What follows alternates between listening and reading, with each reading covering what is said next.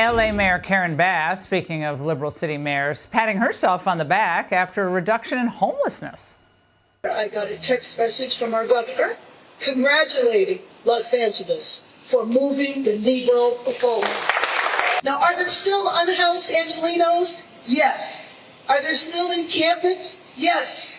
Is reducing homelessness by having people in motels still very expensive, and do we need to look for more cost-effective ways? Yes. But all of this are steps forward. Bass celebrates crisis. Okay. Of course, she forgot that she's celebrating a 3% drop in homelessness after spending $2 billion over the past few years. Here to weigh in, Dr. Drew Pinsky, host of Ask Dr. Drew on Rumble, and the wellness company officer. Dr. Drew, I mean, it really, they think, I guess they think people are just so stupid, or they're always, they're flexibly going to vote Democrat. But is there a lot or a decent amount to celebrate? Is she right? No, absolutely not. We're getting nowhere. I mean, she even says it. Are we putting people in hotels that is expensive, and what are we going to do with them then? Moving people who are addicted and chronically mentally ill from one place to another is not going to solve anything. I literally have spoken to people coming off the street after they're given their rigs and their heroin and essentially being subjected to negligent manslaughter. They're patted on the back and said, you know, once we get communism in place, this is all going to end. You'll be fine. Literally, that's what the people on the streets are being told. And this is being done by social workers. Now, listen, these are the most seriously ill psychiatric patients with the most serious brain diseases that the human can develop. It sends them out to the street. It kills them. And the fact is, the idea that a social worker is equipped to manage that is just wrong. It's like asking a physical therapist to do orthopedic surgery. They can't do it. And we are not providing any of the services necessary to actually improve the situation with these poor, chronically ill people on our streets. How much of it is THC-induced psychosis, bipolar disorder, schizophrenia, which is then heightened by a harder drug use as time goes on? I mean, I know that, I think it was the Harvard study or the Journal of American Medicine study on that connection, and it's devastating. Well, you're asking a few different things, but the reality is that the concentration of cannabis is so high in what's being distributed here in California that, yes, we are seeing a significant uptick in psychotic illness. I thought that that wasn't the case. I really believed that cannabis couldn't do that. Now, there's absolutely no doubt it does. It creates it in people who would not have developed it before, and it makes people with psychotic illness much worse. But I would not blame what's on the streets for cannabis. It's meth. It's fentanyl, it's chronic serious mental illness, and the inability, or they will literally not allow people like me to go help these people because, hey, they're living their best life. You should just meet them where they are. It's insane. I mean, I tell you, go ahead. Not to beat a dead horse here, but I mean, do people start on fentanyl though? I mean, they don't really start like right away when they start on fentanyl, right? They usually, it's usually a progression with drugs. Or alcohol, drugs. It is combo. a progression. It is a progression. Actually, nicotine is usually the first drug, to be fair. But yeah, these days people get very quickly to meth, and then once the meth, heroin just comes in almost automatically. But let's be clear. This is what's going on the streets of my city is very close to, it's certainly manslaughter, maybe murder. And there are people 6 a day dying on our streets and still nothing done. I've talked to the people that put these folks in the houses and the hotels, and they go, yeah, we're having more results getting them into these places. But once we get them in, turns out we're not done afterwards. Oh, really? Yeah. Shocking. Listen, why don't we just eliminate psychiatry and addiction medicine as a discipline and just leave it all behind and just worry about 4 walls? That'll take care of everything. And meanwhile, Mamdani back in 2020 was saying, well, he'll entertain confiscating private property as long as everyone has a home. But my point is, why are they homeless? Some people just have bad luck, and that happens. But a lot of people are in serious mental health crisis. So just giving someone a place to stay does not do the trick. That was also a stunning statement by him. But Dr. Drew, we can't abandon Los Angeles either, even if some people seem to be. Thank you, Dr. Drew, as always. Welcome back. California's governor, that's Gavin Newsom, about to announce a new plan to clean up homeless camps. He's given cities and counties guidelines for cracking down. He wants tent camps essentially banned on inside cities and then on public property outside cities. Let's bring in journalist Michael Schellenberger, founder of Public. This is no small order, Michael, because his state is home to about nearly half of the entire nation's homelessness population. It's about 200,000 people. This is an about-face for Gavin Newsom. Yeah, I mean, look, this is the beginning of his presidential run. He needs somebody to blame for the problem because he can't accept individual responsibility for it. But all you need to know is that he is the person most responsible for the homeless crisis in California. Over the last 5 years, homelessness increased by 40%. After he created a $24 billion incentive for homelessness. That money was given to cities to encourage people to do the kind of behaviors, including breaking the law, that would get them unconditional housing, which is the opposite of what actually helps people to recover from addiction. One of the most important ways to help people escape addiction is to have an incentive of housing as a reward for recovering from addiction. So I think this is just another cynical thing. You have to remember, he's been in power since the 1990s, and the problem has gotten consecutively worse because he has essentially pursued policies that enable addiction and illegal outdoor camping, which is at the heart of the homeless crisis. So it sounds like the shift is really from a focus on treatment and housing for drug addicts to a crackdown now. Do you think that this shift signals a shift in his party more generally? I would love to believe that. He's just he's been Lucy pulling away the football so many times over the last several decades. I think he's really looking to blame the cities and counties. He doesn't control law enforcement there. We've seen no evidence that he's willing to withhold the money to require a crackdown. And recently, last November, voters passed by 70-30 legislation that allowed the crackdown on fentanyl drug dealing. He opposed that. So to the extent to which the cities have been able to make any modicum of progress in Los Angeles or San Francisco against fentanyl drug dealing, it was over his objections. So I don't think this is going to be enough for him to overcome the bad image that he has nationwide with voters for the impact of his policies in terms of addiction, mental illness, and homelessness. I think it's just transparently an effort for him to scapegoat the communities that are actually been the victims of his policies. So he's also facing some fallout over his handling of the aftermath of the wildfires. Jamie Dimon, talking over the weekend, accused Democrats of essentially prioritizing regulations and red tape over actually rebuilding. Take a listen. I changed the name of red tape to blue tape because it's the Democrats who seem to want more and more regulations. We need good regulations. We need good food. We need good financial system. We need good. It's just not more, and more. And you see it in everything, permitting and licensing. And there are lessons to be learned. And whether you're a Democrat or Republican, you should be saying, I want an efficient government. What do you think? Yeah, 100% correct. You have to remember, Gavin ran as governor for the first time in 2018 and then ran again in 2022, promising to build 5 times more housing than he's built. We've had people leaving California. It's unaffordable, and it's due to exactly what he said, it's the highest tax state. I mean, what else can you say? We have the highest income, sales, property taxes, and we have the worst outcomes. So unfortunately, I just don't think, or fortunately, depending on your point of view, I don't think that Gavin's latest efforts to scapegoat local communities for the homeless crisis is going to work. All right, Michael, thank you for joining us. Great to see you. Great to see you. Welcome back to the special edition of Hannity. Well, a state lawmaker in California has a plan to help fight homelessness. He wants to allow community college students to sleep in their cars on campus.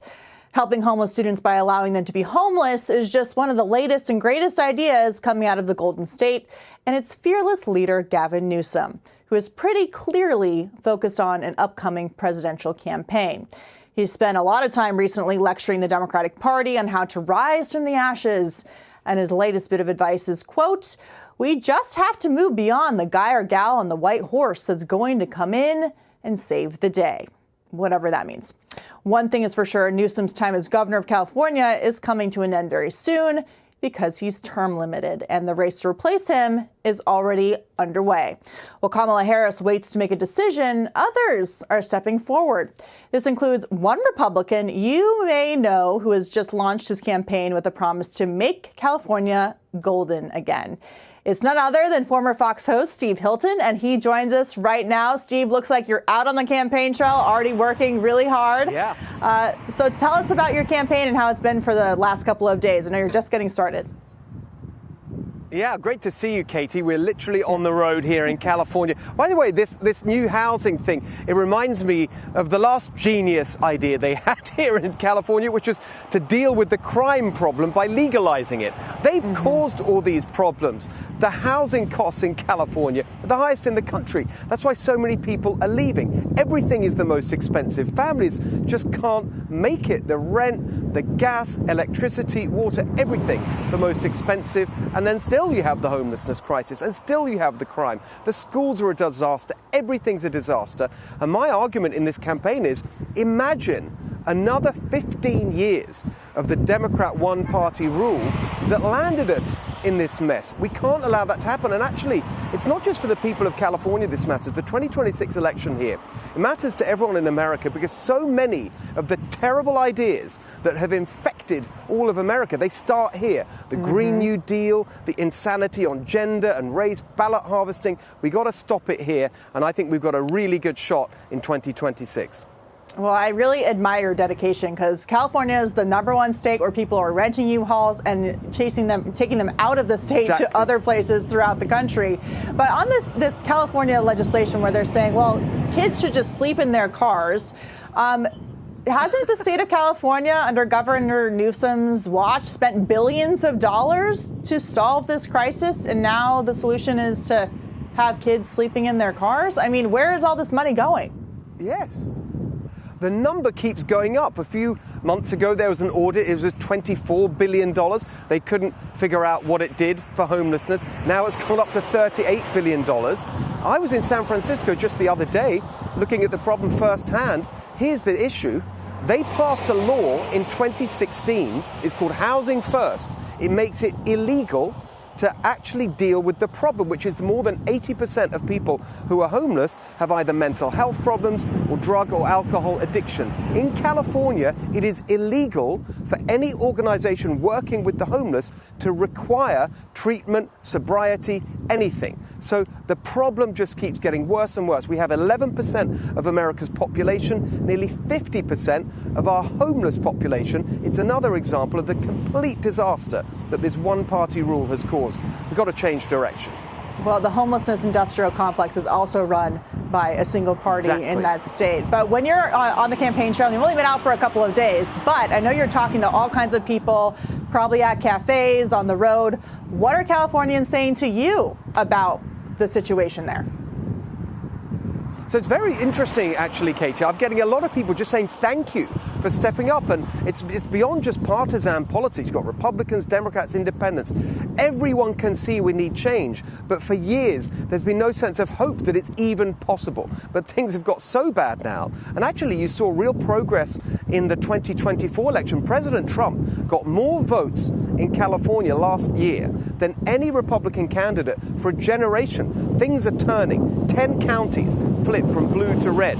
You've got the opportunity to take the Trump revolution with working class voters, Latino voters, and really turn that into a big win in 2026. I call it the California revolution. That's how we're going to make California golden again. Well, I love the big pickup truck behind you. You're off to a great start. And when you win, maybe we'll want to export California policies to the rest of the country. So best of luck, Steve. Great to see you. Thank you. All right. So President Trump signed an executive order this week calling on states and cities to end endemic vagrancy, which is not something I got from a beach chair at spring break. The order calls for, quote, shifting homeless individuals into long-term institutional settings for humane treatment through the appropriate use of civil commitment. Wow. This is exactly the kind of thing that could put Seattle out of business. And it notes the federal government and the states have spent tens of billions on failed programs that address homelessness, but not its root causes, leaving other citizens vulnerable to public safety threats. In other words, their license to punch kids in the face is getting revoked. Because for too long, we were told we must sympathize with the violent and deranged and not the people they prey upon. Call it suicidal empathy, where liberals' excessive compassion undermines our own self-preservation. It's true, for every tourist pushed in front of a New York subway train, violent criminals get a free Panera bread bowl. That's a joke. That's not really happening. According to the White House, nearly 300,000 people were sleeping on the streets each night last year under President Joe Biden, while a few hundred were sleeping under Bill Clinton. But Trump talked about finally doing something about it during the 2024 campaign. When I'm back in the White House, we will use every tool, lever, and authority to get the homeless off our streets. We want to take care of them, but they have to be off our streets. There is nothing compassionate about letting these individuals live in filth and squalor rather than getting them the help that they need. We need professionals to help them. So now he's following through. Another promise made and kept. Of course, a lot of people will oppose this because he's the one doing it. Even though for decades, politicians said they'd fix homelessness, but never had the guts to get it done. And so we were led to believe that this grim reality was simply inevitable. But Trump's focusing on returning a decent life to Americans, including the mentally ill. Once again, he says, you don't have to live like this. Of course, homeless advocacy groups will push back because suffering is a cash cow. There's a whole entire homeless industrial complex of NGOs that paid themselves fat salaries while making the problem worse. Remember when Bill de Blasio gave his wife $900 million taxpayer dollars to address these issues? And that cash disappeared faster than a plate of nachos at The View. Hell, if I gave my wife $800 million, at least our walls would be changed from eggshell white to cream. In California, an audit last year found that $24 billion was spent over 5 years without ever tracking its effect on homelessness. The cash vanished and the suffering continued. Really, they should run Gavin Newsom out of town on a rail, if they could only build a rail. Of course, the ACLU has already lashed out, saying it's targeting people. But it's not targeting anybody, it's protecting everyone. As the White House notes, the goal is to ensure that Americans feel safe in their own communities and that individuals suffering from addiction or mental health struggles get the help they need. In this case, libs should just stop with the destructive compassion and get the out of the way. Trump is doing the things they won't do because such actions threaten their status as the good liberal. They'd rather virtue signal on their own behalf than actually help others. But no one in their right mind sees a guy covered in living on a subway platform in 90-degree heat and says, you know, it's great, we're so compassionate. No, they say, someone better get Don Lemon back on his feet.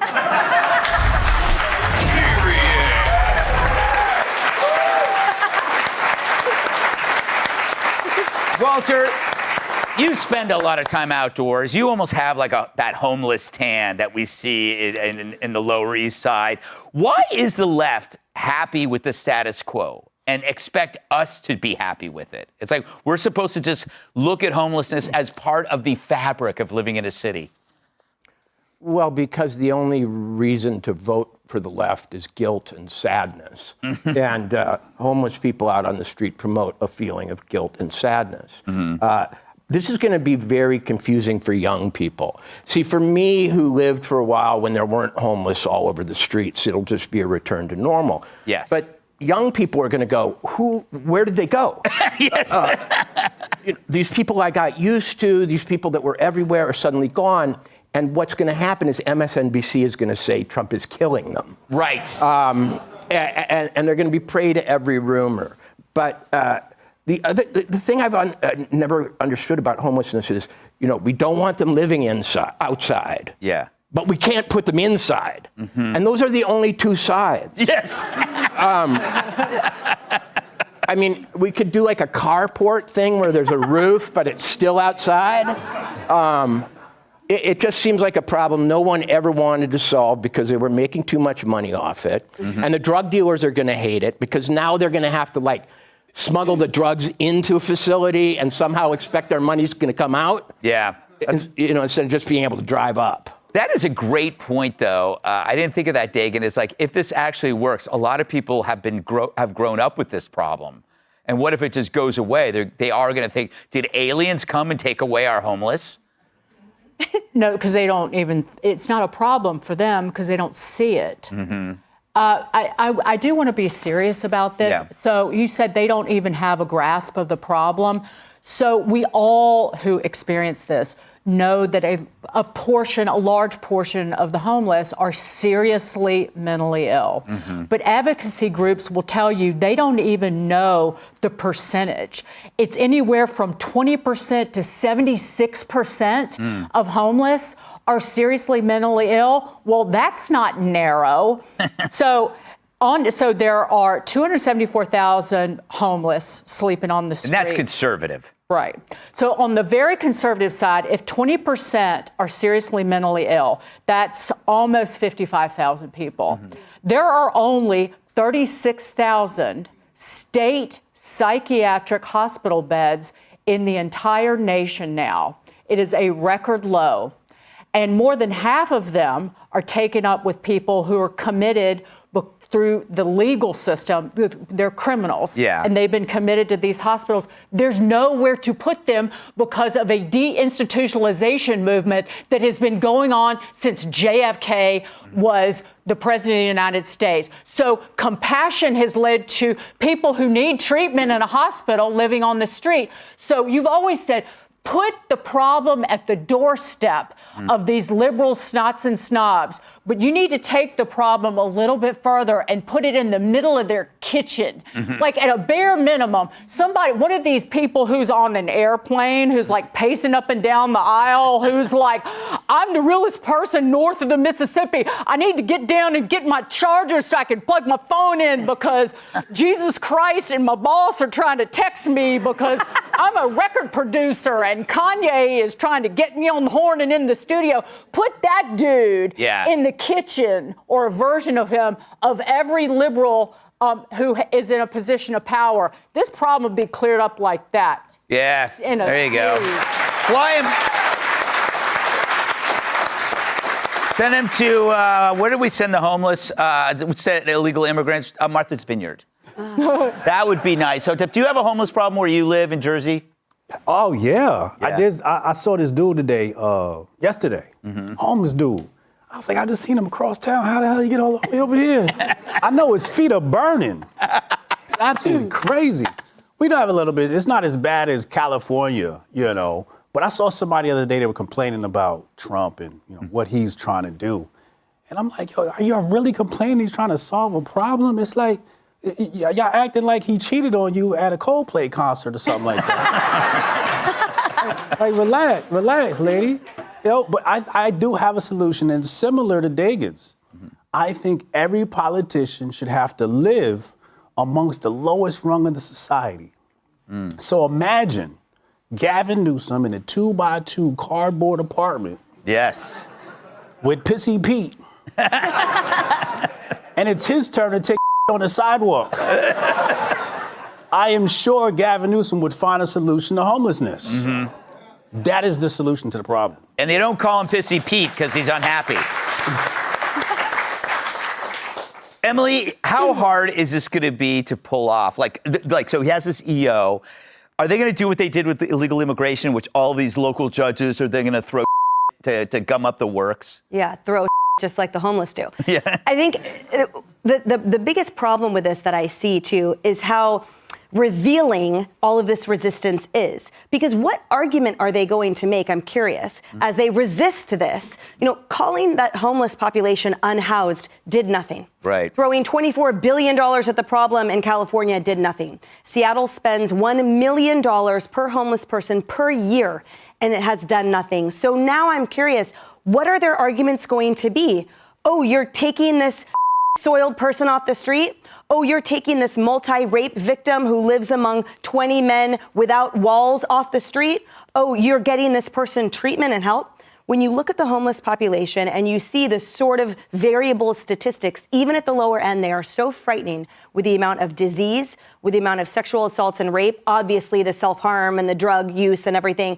And then what about the outward assaults? What about the infection that New York City has suffered in the subways? We haven't continued on the stories of the Thai model that was beaten, the young woman that was stabbed 60 times. There's not enough time in this show to describe the crime.